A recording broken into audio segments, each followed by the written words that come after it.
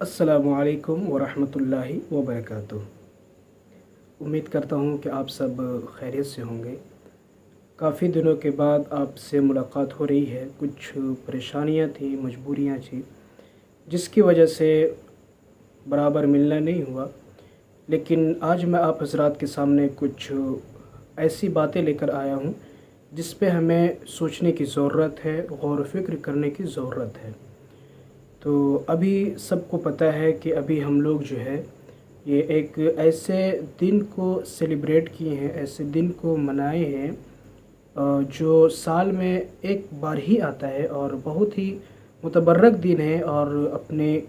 ذات کے اعتبار سے وہ دن یوں تو ہر دن جو ہے اللہ کی بنائے ہوئے ہیں، اور ہر دن کی خصوصیت ہے اللہ تبارک و تعالیٰ نے تمام چیزوں کو ایک وجہ اور ایک مقصد کے لیے پیدا فرمایا ہے۔ لیکن یہ جو ابھی ہم جس دن کو سیلیبریٹ کیے ہیں، جس دن کو منائے ہیں، وہ ایک بہت ہی متبرک دن تھا اور بابرکت دن تھا۔ لیکن اس کے تحت کچھ باتیں عرض کرنا چاہتا ہوں، کچھ چیزیں آپ سے گزارش کرنا چاہتا ہوں۔ امید کروں گا کہ وہ باتیں جو ہے کچھ حد تک جو ہے سمجھی جائیں گی اور اس پہ غور و فکر کیا جائے گا۔ تو سب سے پہلے جو چیز ابھی سوشل میڈیا میں خاص طور پہ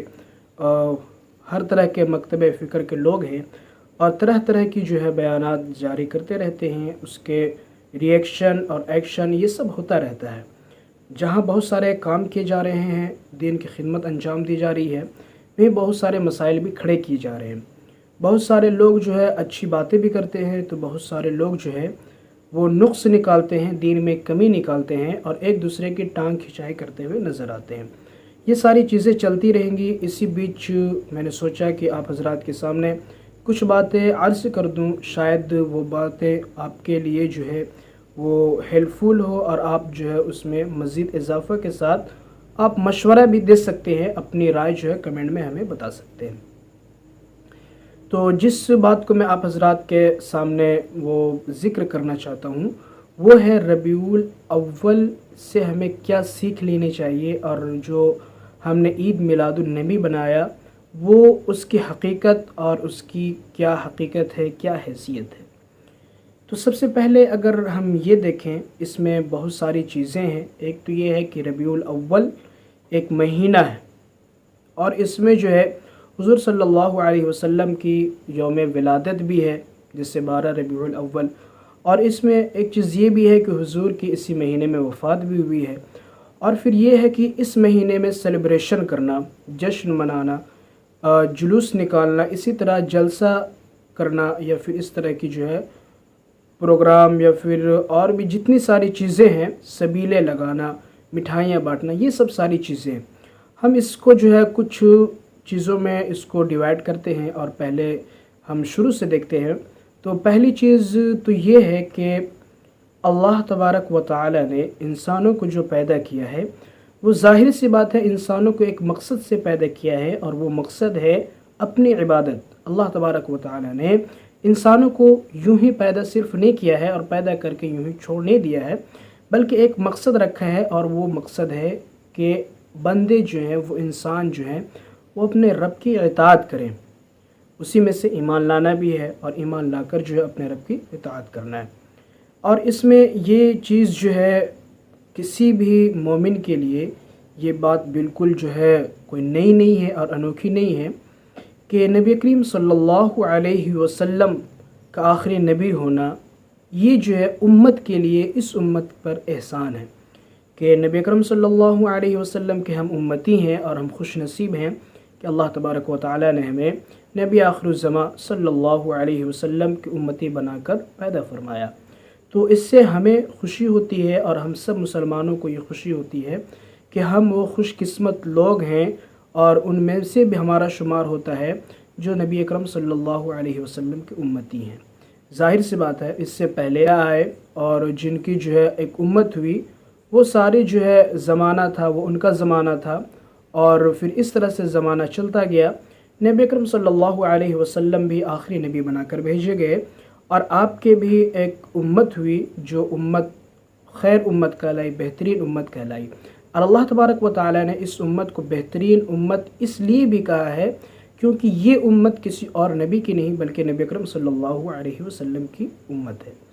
تو بات کرنے کی جو چیزیں ہیں وہ یہ ہے کہ سب سے پہلے ہمیں جو حقیقت کو دیکھنا چاہیے اور ہمیں جو حق جاننا چاہیے، تو اسی کو ہم شروع کرتے ہیں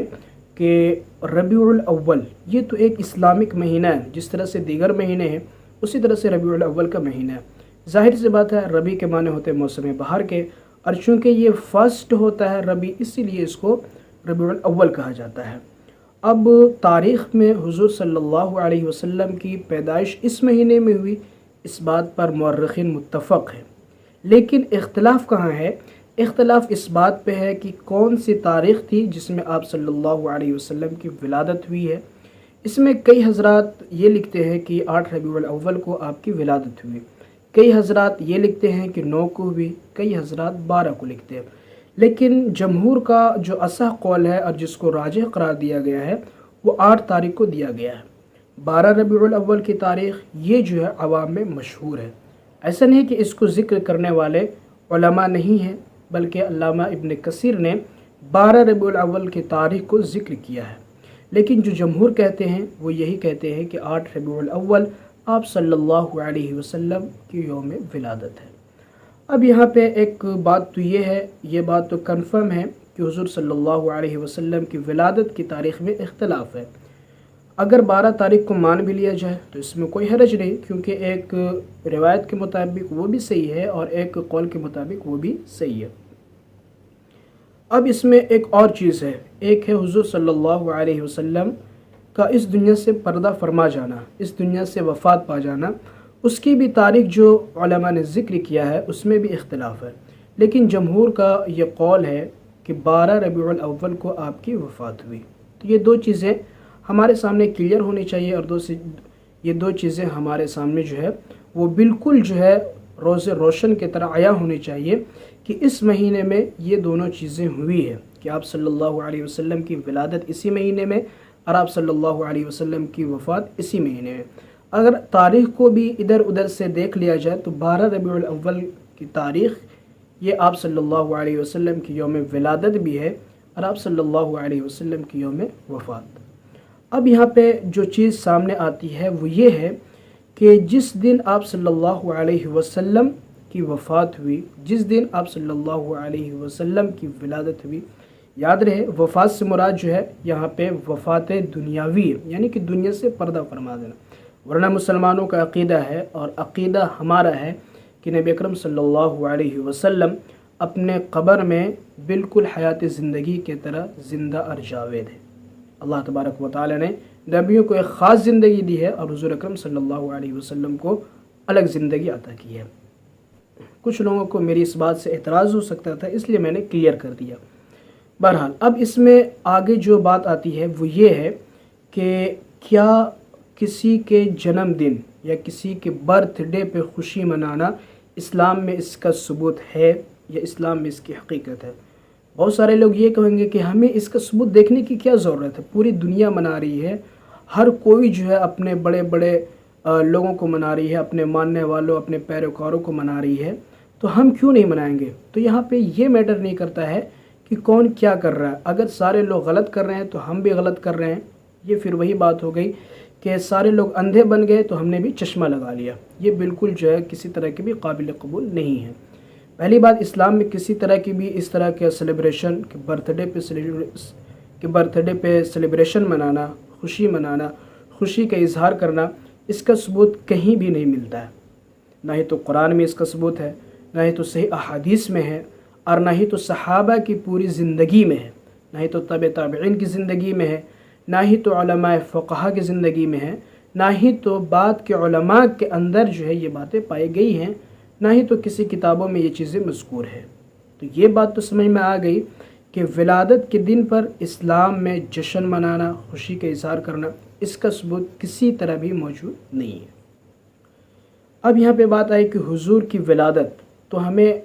اس بات کو جاننا چاہیے اور اس بات کو اچھے سے سمجھنا چاہیے کہ آپ صلی اللہ علیہ وسلم کی ولادت ہمارے لیے ایک بابرکت چیز ہے، اور آپ صلی اللہ علیہ وسلم کا پیدا ہونا یہ خود ایک اللہ تبارک و تعالیٰ کے طرف سے ایک نعمت ہے، اور اللہ تبارک و تعالیٰ نے ہدایت کی چیز پیدا کیا نبی آخر الزماں صلی اللہ علیہ وسلم کو، لیکن اس کو ہم سیلیبریشن میں تبدیل کریں، اس کو ہم سیلیبریٹ کریں، یہ کسی طرح بھی قابل قبول نہیں ہے۔ بالکل آپ کی ولادت، آپ کی بعثت، یہ انسانیت کی ہدایت کے لیے، انسانیت کی رہنمائی کے لیے ہے، اور اس سے بڑی خوشی کی بات نہیں ہو سکتی ہے۔ لیکن ہمیں یہ سوچنا چاہیے کہ نبی اکرم صلی اللہ علیہ وسلم کی پوری زندگی، بعثت کے بعد آپ کی پوری زندگی آپ نے کبھی بھی اپنے جنم دن کو منایا؟ بالکل بھی نہیں۔ کبھی بھی اس بات کا جشن منایا؟ بالکل بھی نہیں۔ کسی صحابی کو حکم دیا؟ بالکل بھی نہیں۔ آپ کے جانے کے بعد صحابہ نے ہو سکتا ہے محبت میں آ کر آپ کا سیلیبریشن، آپ کا یوم ولادت منایا ہو، ایسا کوئی ثبوت بالکل بھی نہیں، کسی طرح بھی نہیں مل سکتا ہے۔ اور ہمیں یہ سوچنا چاہیے کہ حضور کے سب سے سچے عاشق اور بڑے عاشق کون ہیں؟ ظاہر سی بات ہے وہ صحابہ کرام کی جماعت ہے۔ صحابہ کرام کی جماعت جس کو اللہ تبارک و تعالیٰ نے خود فرمایا کہ اللہ بھی ان سے راضی ہے اور وہ بھی ان سے راضی ہے، یعنی کہ یہ وہ جماعت ہے جو حضور صلی اللہ علیہ وسلم کے ہر فیصلے سے راضی رہتے تھے، جس کی بنا پر اللہ تبارک و تعالیٰ نے ارشاد فرمایا کہ ان سے اللہ بھی راضی ہے اور یہ اللہ سے بھی راضی ہیں۔ اللہ کی جماعت ہے جو ہمارے نبی صلی اللہ علیہ وسلم کے سب سے جانثار ساتھی تھے،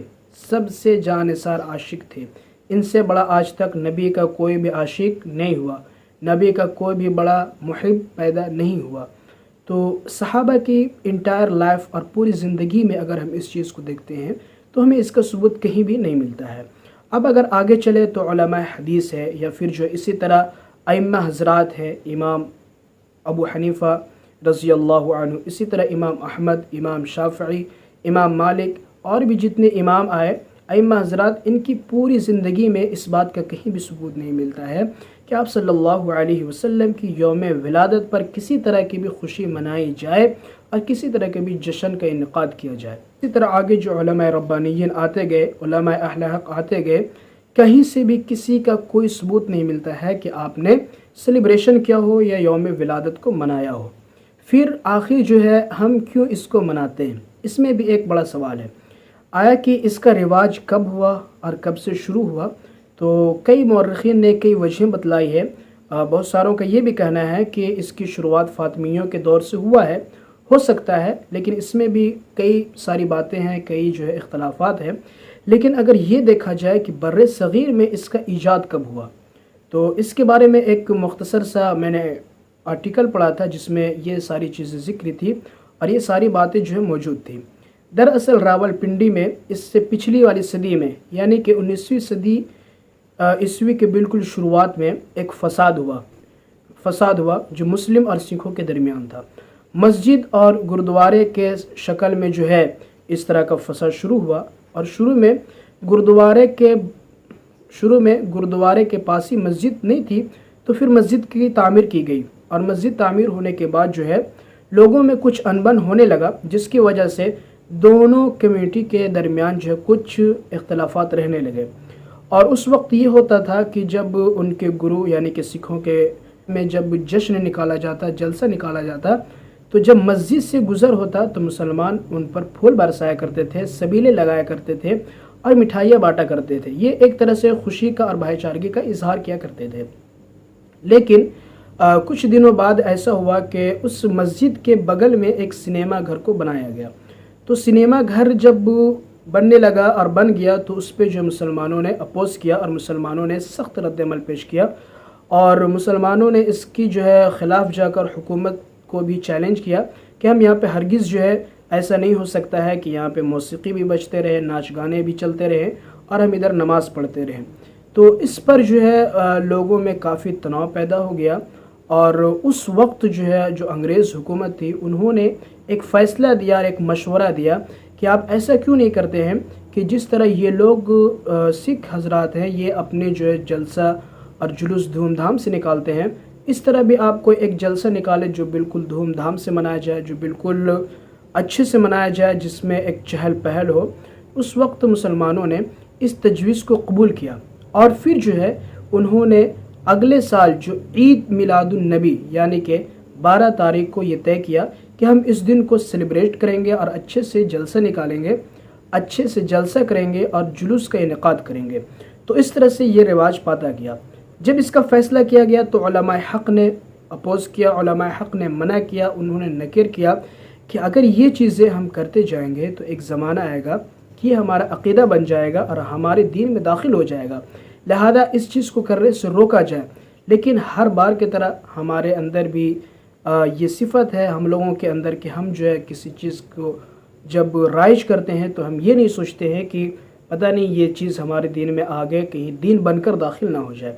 تو وہی چیز ہے جو آج تک چلی آ رہی ہے، اور اس پہ کئی رسومات بڑھتے گئے، جاہلانہ رسومات کا اختراع ہوتا گیا، اور اس طرح اس کو دین میں ایک نئی چیز بنا کر ڈال دیا گیا، جس سے آج کے جاہل لوگ، جاہل پیر، میں جاہل کا لفظ استعمال کر رہا ہوں،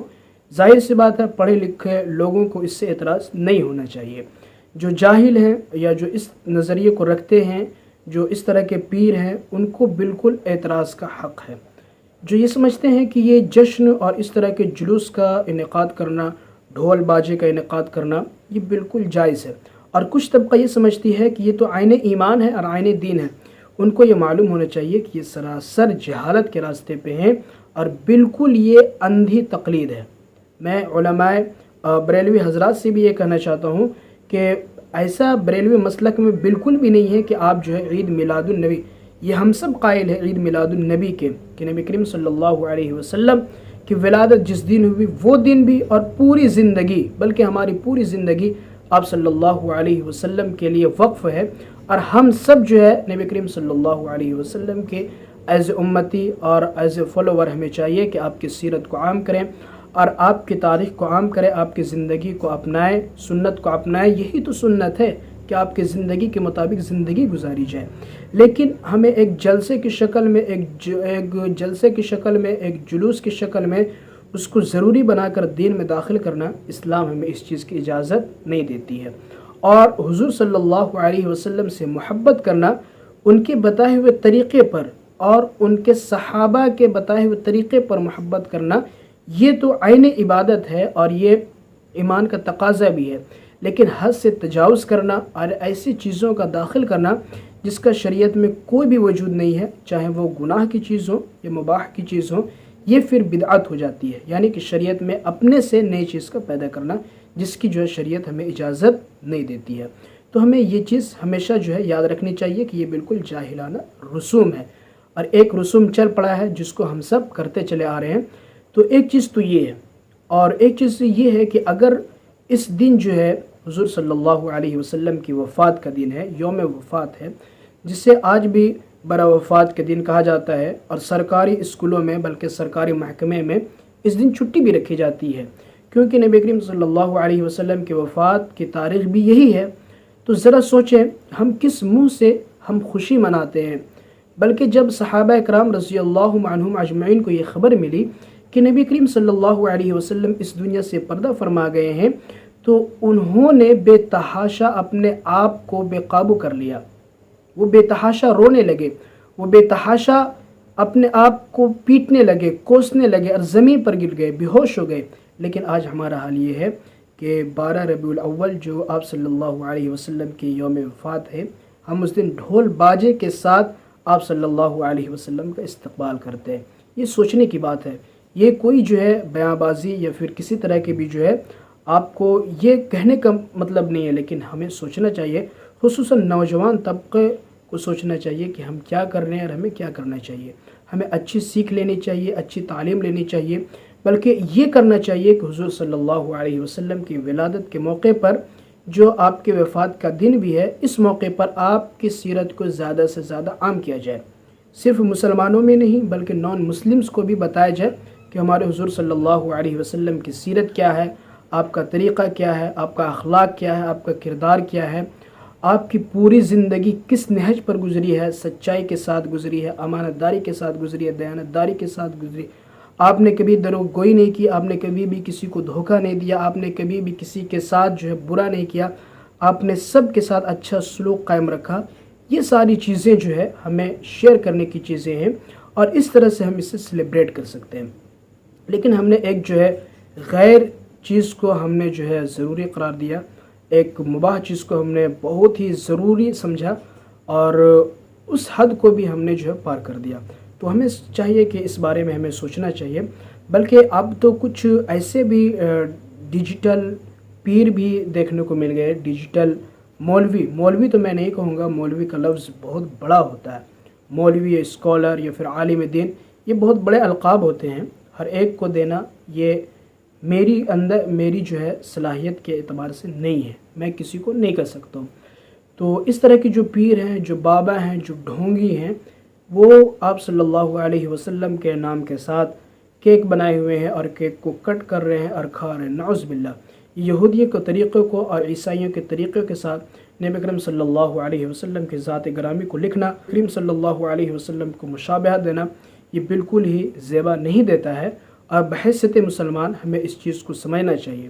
اور ہر وہ چیز جو جائز کے حد تک ہے اسے ضروری کبھی نہیں کرنا چاہیے، کیونکہ اگر ہم اسے ضروری سمجھیں گے اور دین میں اسے شامل کریں گے، یہی تو بدعت ہے۔ اور کیا ہے بدعت؟ بدعت اسی چیز کو کہتے ہیں کہ جو چیز ایک جائز کے حد تک ہے، جسے کر لینا چاہیے، چھوڑ بھی دینا چاہیے، یعنی کہ کریں گے تو ثواب ہے، نہیں کریں گے تو کوئی بات نہیں، لیکن اس کو ایک دم دین میں ضروری سمجھ لینا یہ بالکل ہی جائز نہیں ہے، ایمان کا حصہ سمجھنا یہ بالکل ہی صحیح نہیں ہے۔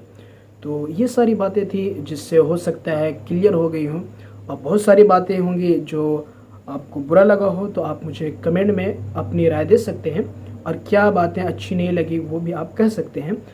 تو اس وجہ سے میں چاہا کہ آپ حضرات کے سامنے تھوڑی سی گفتگو کر لوں، امید کرتا ہوں کہ آپ کو باتیں اچھی لگی ہوں۔ تو پھر ملتے ہیں کسی دوسری ویڈیو میں، تب تک کے لیے آپ اپنا خیال رکھیں۔ السلام علیکم ورحمۃ اللہ وبرکاتہ۔